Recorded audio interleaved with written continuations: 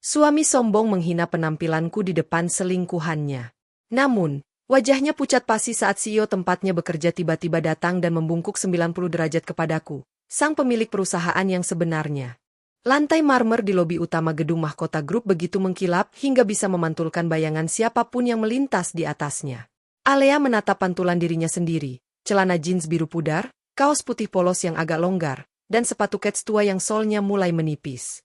Di tangannya, ia mendekap erat sebuah tas kain berisi kotak bekal. Hari ini adalah ulang tahun pernikahan mereka yang ketiga. Alea ingin memberikan kejutan makan siang untuk suaminya, Bagas. Ia tahu Bagas baru saja dipromosikan menjadi manajer bulan lalu, dan kesibukan membuat mereka jarang bicara. Mungkin, pikir Alea, masakan cumi hitam kesukaan Bagas bisa melunakkan hatinya yang belakangan terasa dingin. Maaf, Bu, pengantar paket lewat pintu samping, tegur seorang resepsionis wanita dengan tatapan menilai dari ujung kaki ke ujung kepala. Alea tersenyum tipis, tidak tersinggung. Ia sudah biasa dianggap remeh karena penampilannya. Saya bukan kurir, Mbak. Saya mau bertemu suami saya, Bagas Pratama, manajer pemasaran. Resepsionis itu mengerutkan kening, tampak ragu, tapi akhirnya mengangkat telepon. Belum sempat ia bicara, Alea melihat sosok yang ia cari keluar dari salah satu lift. Bagas, panggil Alea dengan wajah berbinar. Namun, senyum di wajah Alea membeku seketika. Bagas tidak sendirian.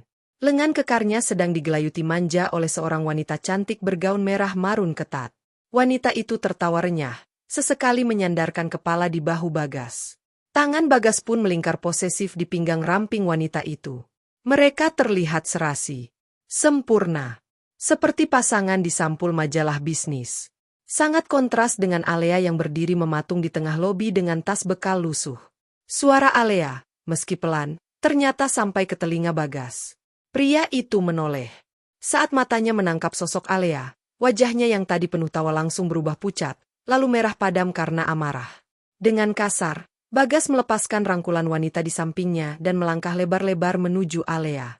Bukan pelukan rindu yang didapat Alea, melainkan cengkeraman kuat di lengan atasnya. Ngapain kamu kesini?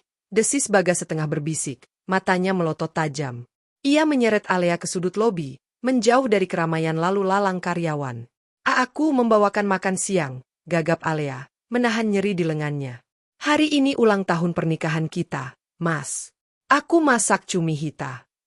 Siapa suruh kamu datang ke kantor? Potong Bagas kasar. Ia mengedarkan pandangan panik ke sekeliling, takut ada atasan yang melihat. Lihat penampilanmu. Kamu mau bikin aku malu? Hah? Wanita bergaun merah tadi menyusul mereka dengan langkah santai. Ia melipat tangan di dada, menatap Alea dengan tatapan jijik yang tidak ditutup-tutupi. Aroma parfum mahalnya menusuk hidung Alea, membuatnya merasa semakin kecil. Gas, ini siapa? Tanya wanita itu dengan nada manja yang dibuat-buat. Jangan bilang ini, istri kamu yang sering kamu keluhkan itu. Bagas menunduk, menghindari tatapan wanita itu, lalu menatap Alea dengan nyalang. Sinta, maaf. Dia memang gak tahu aturan. Ya ampun, Bagas. Sinta tertawa kecil, suara yang terdengar seperti ejekan menyakitkan. Aku kira kamu melebih-lebihkan ceritamu. Ternyata benar. Dia lebih mirip pembantu daripada istri manajer. Pantas kamu gak betah di rumah. Hati Alea mencelos. Jadi selama ini Bagas menjelek-jelekan dirinya di depan wanita lain? Mas, suara Alea bergetar. Kamu selingkuh. Jaga mulutmu, bentak Bagas. Sinta ini rekan kerjaku. Dia wanita berkelas, lulusan luar negeri, dan dia tahu cara berpenampilan. Enggak kayak kamu, gembel. Bagas menunjuk pakaian Alea dengan telunjuk gemetar. Aku ini manajer sekarang, Alea. Manajer di Mahkota Group. Perusahaan elit. Dan kamu datang ke sini pakai kaos murahan seharga 30.000? Kamu mau menghancurkan reputasiku di depan anak buahku. Tapi aku istrimu, Mas. Apa pakaian lebih penting daripada ketulusan? Alea mencoba menyerahkan tas bekal itu. Aku cuma mau kita makan siang bareng. Cukup.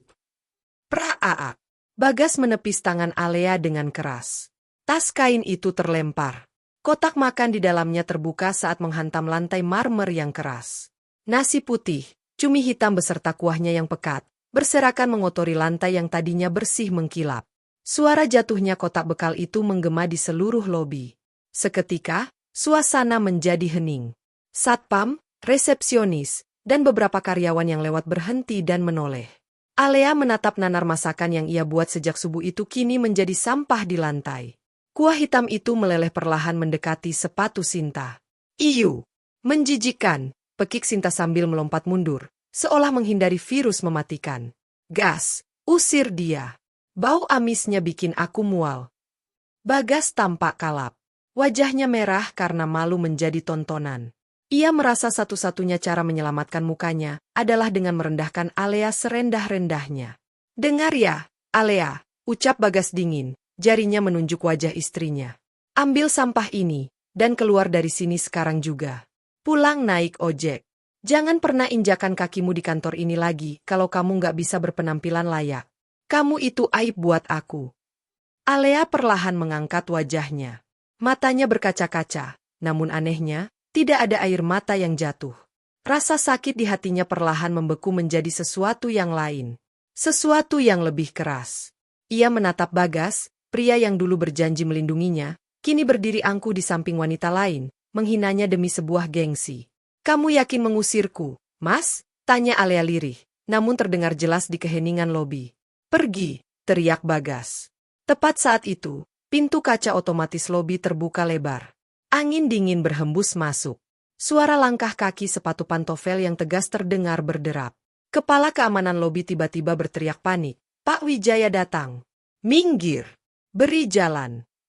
Mendengar nama CEO pemilik perusahaan disebut, wajah sombong Bagas langsung berubah menjadi kepanikan total. Ia tahu Pak Wijaya sangat benci keributan dan kekotoran. Dan sekarang, ada tumpahan cumi hitam tepat di tengah lobi. Bagas menatap Alea dengan tatapan menyalahkan, lalu buru-buru merapikan dasinya, bersiap memasang senyum palsu terbaiknya, tanpa menyadari bahwa wanita yang baru saja ia sebut aib, adalah satu-satunya orang yang paling ditunggu oleh sang CEO. Suasana lobi yang tadinya penuh bisik-bisik mencemooh seketika berubah senyap, seolah oksigen di ruangan itu tersedot keluar. Kehadiran Pak Wijaya, CEO grup mahkota yang legendaris, memiliki efek magis yang menakutkan. Pria parubaya itu berjalan tegap dengan setelan jas abu-abu tua yang memancarkan aura kekuasaan mutlak. Di belakangnya, 4 asisten berjalan serempak mengikuti langkah kakinya. Bagas merasakan keringat dingin mengalir di punggungnya. Jantungnya berpacu gila-gilaan. Di otaknya hanya ada satu tujuan, menyelamatkan karirnya. Ia menoleh cepat ke arah Alea yang masih berdiri mematung di dekat tumpahan cumi hitam. Dengan gerakan kasar kaki kanannya, Bagas menendang tutup kotak bekal yang tergeletak di lantai agar tergeser ke bawah kursi tunggu, berusaha menyembunyikan sampah itu. Sinta, senyum, desis Bagas pelan sambil merapikan kerah kemejanya. Kita harus terlihat profesional. Biar aku yang urus wanita gila ini. Sinta mengangguk cepat, menyeka wajah jijiknya menjadi senyuman manis yang terlatih.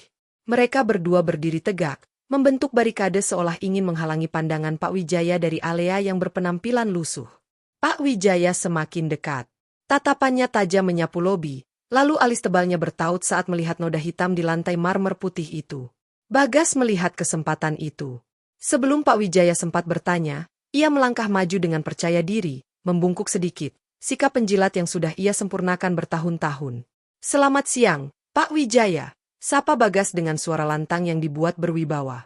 Mohon maaf yang sebesar-besarnya atas pemandangan tidak mengenakan ini, Pak. Ada gangguan keamanan sedikit. Bagas menunjuk Alea dengan jempolnya, tanpa menoleh ke belakang. Wanita ini pengantar makanan yang salah alamat. Dia sedikit stres, sepertinya. Saya dan rekan saya sedang berusaha mengusirnya agar tidak mengganggu citra perusahaan kita. Sinta menimpali dengan nada prihatin yang dibuat-buat. Benar, Pak. Kasihan sebenarnya, tapi dia mengotori lobi dan berteriak-teriak histeris. Kami sudah panggil keamanan. Alea hanya diam. Ia menatap punggung suaminya dengan tatapan kosong. Hatinya yang tadi hancur kini mulai terasa kebas. Kata-kata, gangguan keamanan, dan stres yang keluar dari mulut suaminya sendiri benar-benar membunuh sisa rasa cinta yang ia miliki. Pak Wijaya menghentikan langkahnya. Jaraknya hanya 2 meter dari Bagas. Bagas menahan napas, menunggu pujian. Ia membayangkan Pak Wijaya akan berkata, kerja bagus, Bagas. Kamu sigap menangani masalah. Namun, Hening. Pak Wijaya tidak menjawab. Ia bahkan tidak menatap mata Bagas. Seolah-olah Bagas dan Sinta adalah patung tak bernyawa atau sekadar udara kosong yang tidak kasat mata. Mata Pak Wijaya terpaku lurus ke depan, melewati bahu Bagas, menembus pertahanan mereka, dan mendarat tepat pada sosok wanita berkaos oblong yang berdiri di belakang mereka. Mata tua sang CEO melebar. Raut wajahnya yang tadi keras dan dingin perlahan retak, berganti menjadi ekspresi terkejut yang bercampur dengan ketakutan. Tanpa mengucapkan sepatah kata pun kepada Bagas, Pak Wijaya melangkah maju. Ia menabrak bahu Bagas cukup keras hingga Bagas terhuyung ke samping, nyaris menimpa Sinta. "Pak!" panggil Bagas bingung, mencoba mendapatkan kembali perhatian bosnya. "Biar saya panggil satpam untuk menyeret di." Kata-kata Bagas terhenti di tenggorokan. Apa yang terjadi selanjutnya membuat seluruh karyawan di lobi, resepsionis, satpam, dan tentu saja Bagas serta Sinta, merasa seakan dunia berhenti berputar. Pak Wijaya, orang nomor 1 di perusahaan raksasa itu, berhenti tepat di depan Alea. Ia tidak memandang jijik pada noda cumi di sepatu Alea. Ia tidak memandang rendah pada kaos murah yang Alea kenakan. Perlahan, Pak Wijaya menundukkan kepalanya, lalu membungkuk. Bukan sekadar anggukan sopan, melainkan membungkuk 90 derajat, posisi penghormatan tertinggi yang hanya diberikan kepada seseorang yang posisinya jauh lebih tinggi. Lobi itu sunyi senyap. Bunyi jarum jatuh pun mungkin akan terdengar seperti ledakan. Bagas melongo. Rahangnya jatuh. Matanya seakan mau keluar dari kelopaknya. Otaknya gagal memproses visual yang ada di depannya. Bos besar membungkuk pada istrinya yang gembel. Dalam posisi masih membungkuk, suara Pak Wijaya terdengar bergetar, penuh penyesalan dan hormat. "Selamat datang, Nona muda Alea. Maafkan kelalaian saya dan seluruh staf saya yang terlambat menyambut kedatangan Anda." Alea menghela napas panjang, lalu menegakkan punggungnya. Bahasa tubuhnya berubah total. Bahu yang tadi meluruh karena sedih, kini tegap penuh wibawa. Aura kesederhanaan itu lenyap, digantikan oleh karisma dingin yang membuat siapapun sadar bahwa dia bukan orang sembarangan. "Tegakkan kepalamu, Pak Wijaya," ucap Alea tenang. Suaranya tidak keras, tapi memiliki tekanan otoritas yang alami. Pak Wijaya segera tegak kembali, wajahnya pucat pasi. "Saya benar-benar malu, Nona. Saya tidak tahu Anda akan melakukan inspeksi mendadak hari ini. Jika ayah Anda tahu." "Ayah tidak perlu tahu soal ini dulu," potong Alea sambil melirik sekilas ke arah Bagas yang kini wajahnya lebih putih dari kertas. "Saya awalnya hanya ingin mampir sebagai istri seorang karyawan. Tapi ternyata..." Alea menunjuk tumpahan makanan di lantai dengan dagunya. "Saya justru disambut sebagai pengganggu dan orang gila." Bagas merasakan lututnya lemas. Kakinya gemetar hebat hingga ia harus berpegangan pada meja resepsionis agar tidak ambruk. "Nona muda? Ayah Anda?"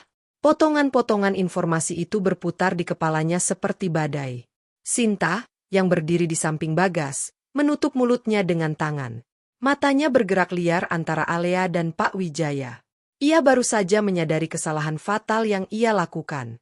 Wanita yang ia hina miskin dan bau, ternyata adalah seseorang yang bahkan membuat CEO mereka ketakutan. Pak Wijaya mengikuti arah pandang Alea, melihat noda hitam di lantai, lalu beralih menatap tajam ke arah Bagas dan Sinta. Tatapan yang tadi penuh hormat pada Alea, kini berubah menjadi tatapan predator yang siap menerkam mangsa. "Jadi..."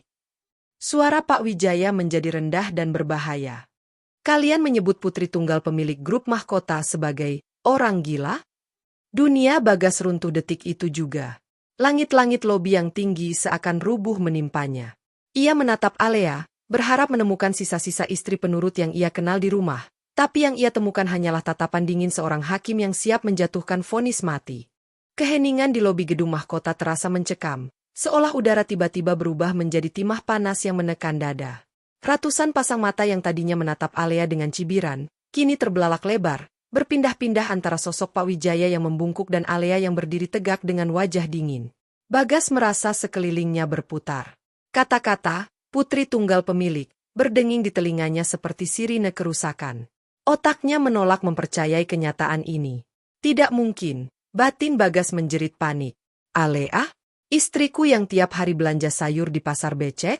Istriku yang cuma pakai daster di rumah dan berburu diskon di supermarket? Bagaimana mungkin dia pewaris konglomerat?" Pak Wijaya." Suara Bagas keluar seperti cicit tikus yang terinjak. Bapak pasti salah orang. Dia ini cuma ibu rumah tangga biasa. Dia istri saya, Pak. Saya tahu betul siapa dia. Pak Wijaya perlahan menegakkan tubuhnya. Wajahnya yang tadi tunduk hormat pada Alea kini berputar menatap Bagas. Sorot matanya begitu tajam dan penuh amarah, hingga membuat nyali Bagas menciut seketika. Salah orang, bentak Pak Wijaya. Suaranya menggelegar di lobi yang luas itu. Kamu pikir saya bisa salah mengenali putri dari Tuan Besar Haryo Kusuma, pendiri tempat kamu mencari makan ini? Saya sudah menggendong Nona Alea sejak dia masih balita. Nama, Haryo Kusuma, memiliki efek seperti petir di siang bolong. Itu adalah nama legendaris di dunia bisnis. Pemilik saham mayoritas yang wajahnya jarang muncul di media, namun kekuasaannya tak terbantahkan. Kaki Bagas benar-benar menyerah. Ia terhuyung mundur, menabrak Sinta yang berdiri kaku di belakangnya. Wajah Sinta sudah tidak memiliki warna darah sama sekali. Pucat pasi seperti mayat. Bibir merahnya yang tadi menyunggingkan senyum mengejek, kini gemetar hebat. Alea melangkah maju satu langkah. Bunyi sol sepatu kets tuanya terdengar jelas di lantai marmer. Dulu, bunyi itu terdengar menyedihkan bagi Bagas. Sekarang, bunyi itu terdengar seperti langkah eksekutor. Sudah cukup, Pak Wijaya, ucap Alea tenang. Ia tidak berteriak, tidak menangis. Emosinya terkontrol sempurna, ciri khas didikan keluarga elit yang selama ini ia sembunyikan. Alea menoleh ke arah Bagas. Tatapannya datar, seolah ia sedang melihat benda asing yang tidak penting. Kamu benar, Mas, kata Alea. Selama 3 tahun ini, aku memang cuma ibu rumah tangga biasa. Aku menanggalkan semua fasilitas keluargaku. Aku tidak pakai supir, tidak pakai asisten, tidak pakai kartu kredit unlimited milik ayah. Alea berhenti sejenak, membiarkan kalimatnya meresap. Aku melakukan itu karena aku ingin mencari pria yang mencintai Alea sebagai manusia, bukan Alea sebagai pewaris harta. Aku pikir aku menemukannya padamu, Bagas. Pria sederhana yang pekerja keras. Alea tertawa kecil, tawa yang terdengar miris dan menyakitkan. Ternyata aku salah besar. Begitu kamu punya jabatan sedikit, kamu langsung merasa jadi raja. Kamu injak-injak harga diriku cuma karena pakaianku tidak semahal selingkuhanmu. Bagas menelan ludah dengan susah payah. Keringat dingin sebesar biji jagung mengucur deras di pelipisnya. Sayang, Alea. Bagas mencoba meraih tangan Alea, matanya memancarkan kepanikan luar biasa. Dengar dulu, ini semua cuma salah paham. Aku cuma. Jangan sentuh saya. Suara Alea meninggi 1 oktav. Tegas. Mutlak. 2 pengawal berbadan tegap yang dibawa Pak Wijaya langsung maju, mendorong dada Bagas hingga pria itu terjengkang jatuh ke lantai, tepat di sebelah tumpahan cumi hitam yang ia tendang tadi.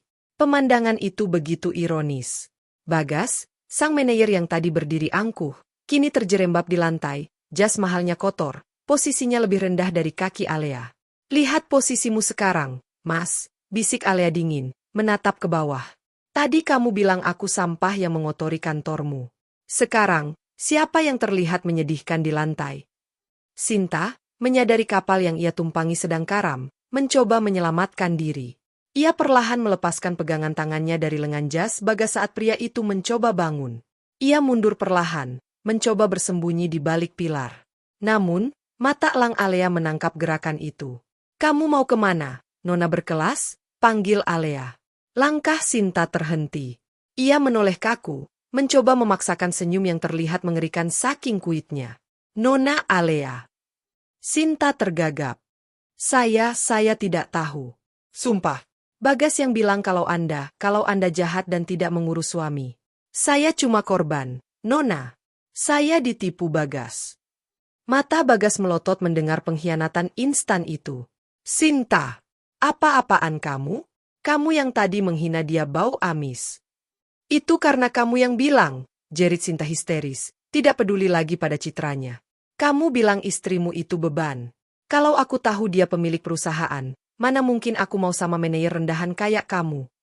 Pertengkaran memalukan itu terjadi di depan ratusan karyawan. 2 orang yang beberapa menit lalu terlihat seperti pasangan elit yang sempurna, kini saling mencabik seperti anjing liar yang berebut tulang. Pak Wijaya menatap mereka dengan jijik yang tak terlukiskan. Ia menoleh pada Alea, menunggu perintah. Nona muda, sapa Pak Wijaya pelan. Bagaimana Anda ingin menangani sampah ini? Apakah perlu saya panggil polisi atas tuduhan perbuatan tidak menyenangkan? Alea menarik napas panjang, lalu menghembuskannya perlahan. Ia melihat Bagas yang kini menatapnya dengan pandangan memohon, bukan memohon maaf, tapi memohon agar jabatannya diselamatkan. Alea tahu betul watak suaminya itu.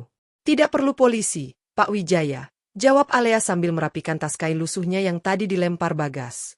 Itu terlalu mudah bagi mereka. Alea menatap Bagas tepat di manik matanya. Kita selesaikan dengan cara korporat. Pak Wijaya, kumpulkan seluruh direksi dan HRD di ruang rapat utama 10 menit lagi. Saya ingin melakukan bersih-bersih total di perusahaan ayah hari ini juga. Baik, Nona. Segera laksanakan. Pak Wijaya membungkuk lagi, lalu memberi isyarat pada kepala keamanan. Bawa 2 orang ini ke ruang tunggu eksekutif. Jangan biarkan mereka kabur. Sita ID card mereka sekarang juga. Tunggu. Alea. Istriku. Teriak Bagas saat lengannya ditarik paksa oleh satpam yang tadi ia perintah-perintah. Jangan lakukan ini. Kita bisa bicara di rumah. Alea. Alea tidak menoleh lagi. Ia berjalan berdampingan dengan Pak Wijaya menuju lift khusus CEO, meninggalkan Bagas yang meronta-ronta dan Sinta yang menangis meraung-raung, menjadi tontonan gratis paling memuaskan bagi seluruh karyawan gedung hari itu. Ruang rapat utama di lantai teratas gedung mahkota memiliki dinding kaca transparan yang menghadap langsung ke Cakrawala Kota Jakarta. Biasanya, ruangan ini hanya diisi oleh para direktur yang membahas triliunan rupiah. Namun hari ini, atmosfer di dalamnya lebih dingin daripada kamar mayat. Alea duduk di kursi utama, kursi yang biasanya kosong, dikhususkan untuk sang pemilik saham mayoritas. Di sisi kanan dan kirinya, jajaran direksi duduk tegap dengan wajah tegang, termasuk Pak Wijaya. Di ujung meja yang panjang itu, berdiri 2 sosok yang tampak menyedihkan. Bagas dan Sinta. Bagas meremas tangannya yang basah oleh keringat. Ia menatap Alea, wanita yang selama 3 tahun ini tidur di sampingnya, wanita yang ia bentak soal uang belanja, kini duduk memegang palu hakim atas nasibnya. Alea tidak mengganti pakaiannya. Ia masih mengenakan kaos oblong putih dan celana jeans pudar itu. Namun anehnya, di ruangan mewah ini, pakaian sederhana itu justru membuatnya terlihat semakin mengintimidasi, seolah ia tidak butuh barang mewah untuk menunjukkan siapa dirinya. Alea. Sayang, suara Bagas memecah keheningan, serak dan gemetar. Kita bisa bicarakan ini di rumah, kan? Jangan libatkan orang kantor dalam masalah rumah tangga kita. Aku suami kamu, imam kamu. Berat. Pak Wijaya menggebrak meja, membuat Bagas terlonjak kaget. Jaga mulutmu. Di ruangan ini, beliau adalah Nona Alea, komisaris utama kalian. Alea mengangkat tangan kanannya perlahan, memberi isyarat agar Pak Wijaya tenang. Ia menatap Bagas datar. Kamu benar, Bagas. Kamu suamiku.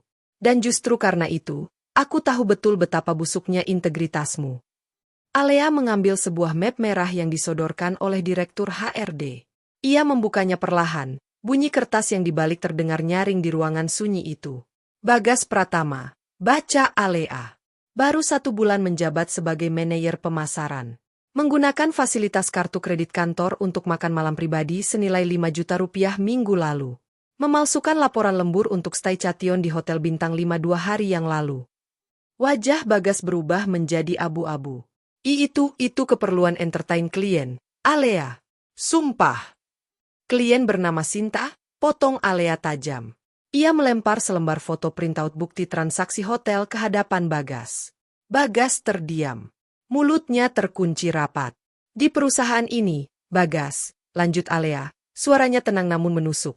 Kita tidak memelihara benalu. Kamu bukan hanya mengkhianati pernikahan kita, tapi kamu juga mencuri dari perusahaan ayahku. Alea menoleh ke arah Direktur HRD. Pak Rudi, bacakan keputusannya. Pak Rudi, pria berkacamata tebal, berdiri dan membaca dokumen resmi dengan nada formal. Saudara Bagas Pratama, per hari ini, Anda diberhentikan secara tidak hormat, PHK, tanpa pesangon karena pelanggaran berat kode etik perusahaan dan penyalahgunaan dana operasional. Bagas merasa lututnya hilang. Ia ambruk berlutut di lantai karpet tebal. Tanpa pesangon? Tapi cicilan mobilku? Apartemen? Alea, tolong. Jangan lakukan ini. Aku bisa hancur. Alea menatapnya tanpa belas kasihan. Kamu hancur karena kesombonganmu sendiri, Mas. Tadi kamu bilang aku gembel, kan? Sekarang, nikmatilah hidup tanpa gaji, tanpa fasilitas, dan tanpa nama baik. Satu lagi, tambah Alea. Saya sudah menginstruksikan Pak Wijaya untuk mengirimkan red notice ke asosiasi perusahaan di industri ini. Namamu akan masuk daftar hitam, blacklist. Tidak akan ada perusahaan bona fide yang mau mempekerjakan manajer yang korup dan bermoral rendah. Bagas menangis. Air mata buaya yang terlambat keluar. Karir yang ia bangun dengan menjilat sana-sini, runtuh dalam hitungan menit. Kini giliran Sinta. Wanita itu gemetar hebat saat tatapan Alea beralih padanya. Sinta mencoba taktik lain. Ia memasang wajah memelas, air mata sudah mengalir di pipinya yang tebal oleh bedak. Nona Alea. Ibu, Isak Sinta. Saya mohon ampun. Saya hanya tergoda bujuk rayu Bagas. Dia bilang dia mau cerai sama ibu karena ibu jahat. Saya cuma korban. Berhenti berakting, potong Alea bosan. Kamu pikir saya tidak tahu? Kamu yang mendesak Bagas membelikan tas branded pakai uang kantor. Kan? Kamu yang menghina penampilanku di lobi tadi dengan sangat lantang. Alea menutup map merah itu. Sinta, kamu dipecat. Dan karena kamu suka sekali barang mewah, pastikan kamu segera melunasi semua barang inventaris kantor yang kamu hilangkan atau kamu klaim sebagai milik pribadi. Tim audit akan mendatangi Kosmu sore ini bersama polisi jika barang-barang itu tidak kembali. Mata Sinta melotot ngeri. Ancaman polisi membuat nyalinya ciut seketika. Keamanan. Panggil Alea. Pintu terbuka. 4 orang satpam berbadan tegap masuk. Ambil kartu identitas mereka sekarang. Lucuti semua akses mereka. Pastikan mereka keluar dari gedung ini tanpa membawa selembar kertas pun milik perusahaan. Salah satu satpam maju, menarik paksa ID card yang tergantung di leher Bagas hingga talinya putus. Satpam lain meminta paksa ponsel kantor dari tangan Sinta. Alea, kamu istri durhaka. Teriak Bagas putus asa saat diseret berdiri oleh 2 satpam. Rasa malunya berubah menjadi amarah buta. Kamu tega melakukan ini ke suamimu sendiri. Kamu akan masuk neraka. Alea tersenyum tipis. Senyum yang sangat dingin. Neraka? Gumam Alea pelan, namun cukup jelas untuk didengar Bagas sebelum pintu tertutup. Aku sudah hidup di neraka bersamamu selama 3 tahun, Mas. Hari ini, aku baru saja keluar darinya. Bagas dan Sinta diseret keluar dari ruang rapat seperti kriminal. Suara teriakan dan umpatan Bagas perlahan menjauh, lalu menghilang saat pintu kedap suara tertutup rapat. Keheningan kembali menyelimuti ruangan. Alea menghela napas panjang, bahunya sedikit turun, melepaskan beban berat yang ia pikul. Pak Wijaya menatapnya dengan prihatin.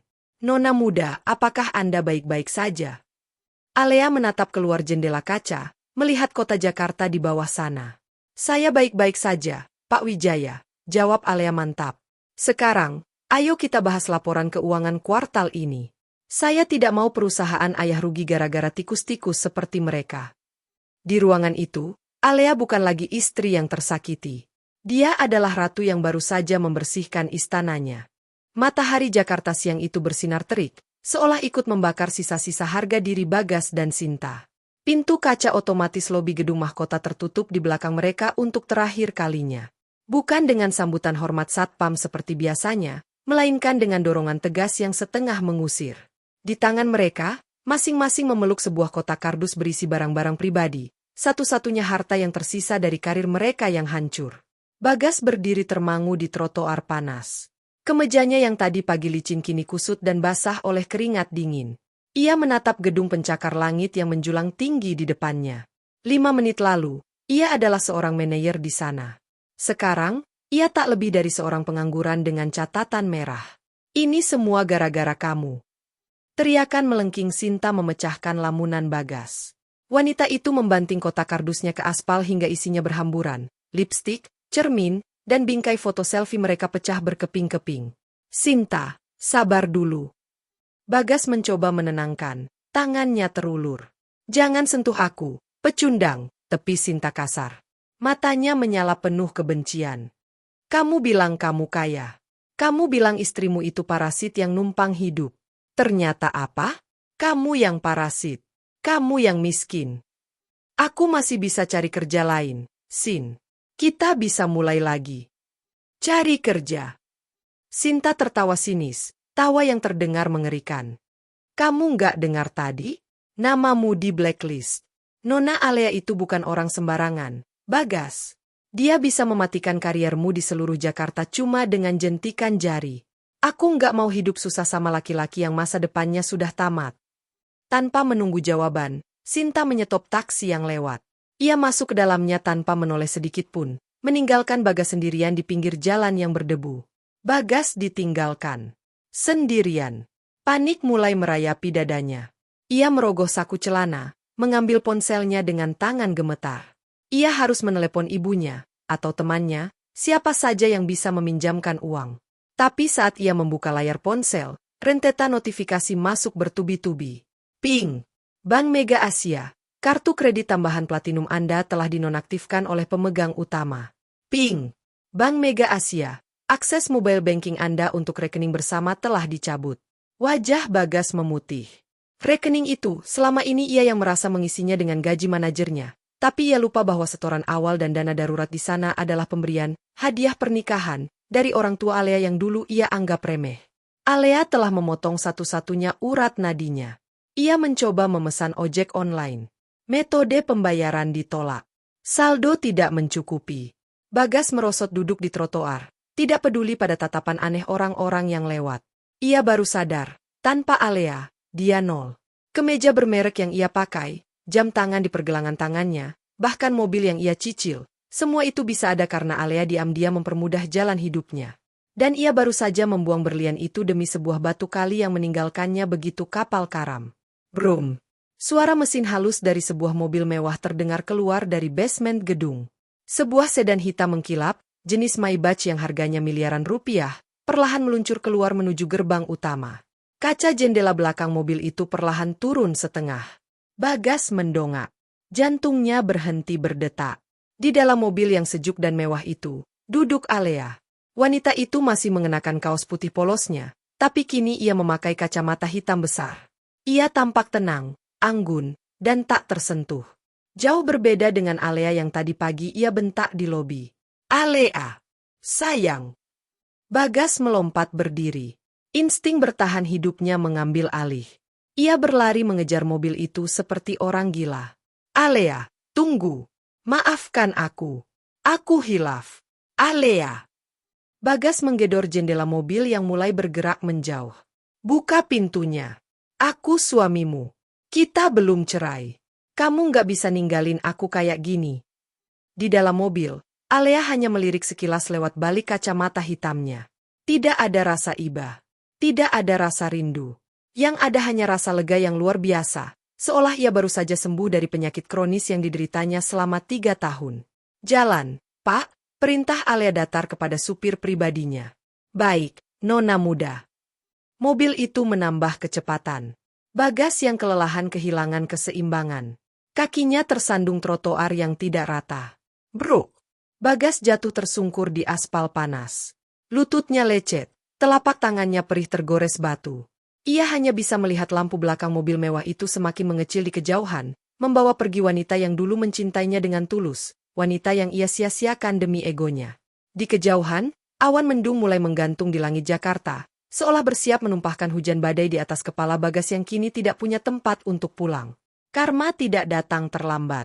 Ia datang tepat waktu, dan ia datang dengan tunai. Sementara itu, di dalam mobil yang nyaman, Alea melepas kacamata hitamnya. Ia mengeluarkan ponsel, memblokir nomor Bagas, lalu menatap lurus ke depan. Ke rumah ayah, Pak, ucap Alea sambil tersenyum tipis. Aku ingin makan malam bersama keluarga. Kali ini, sebagai diriku yang sebenarnya.